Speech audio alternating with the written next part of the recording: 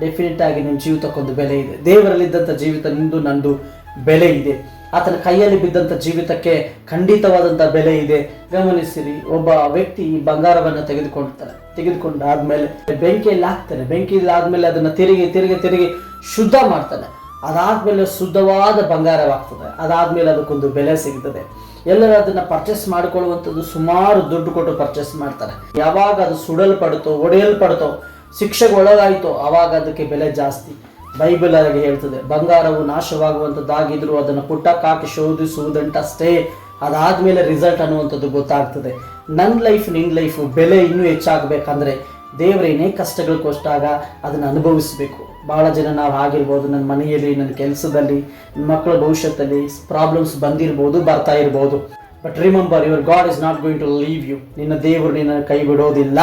ಸತ್ಯವೇದ ಸ್ಪಷ್ಟವಾಗಿ ಹೇಳ್ತದೆ, I will not leave you not forsake you. ನಿನ್ನನ್ನು ಕೈ ಬಿಡುವುದಿಲ್ಲ, ತೊರೆಯು ಬಿಡುವುದಿಲ್ಲ ಎಂಬುದಾಗಿ. ಆಗಿರೋದ್ರಿಂದ ಫೋಕಸ್ ಆನ್ ಗಾಡ್. ದೇವರಲ್ಲಿ ನಿನ್ನ ದೃಷ್ಟಿ ಇಡಬೇಕು. ನಿನ್ನ ಕೆಲಸ ನೀನು ಮಾಡಬೇಕು. ನಿನ್ನ ಜೀವಿತಕ್ಕೆ ನನ್ನ ಜೀವಿತಕ್ಕೊಂದು ಬೆಲೆ ಇದೆ.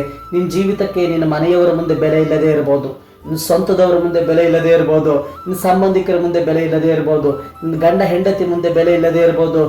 ಹೊತ್ತು ಬೆಳೆಸಿದಂಥ ಮಕ್ಕಳು ಯವನ ಕಾಲಕ್ಕೆ ಬಂದಾಗ ಅವರ ಜೀವಿತದಲ್ಲಿ ನಿಮ್ಮ ಜೀವಿತ ಬೆಲೆ ಇಲ್ಲದೆ ಇರ್ಬೋದು.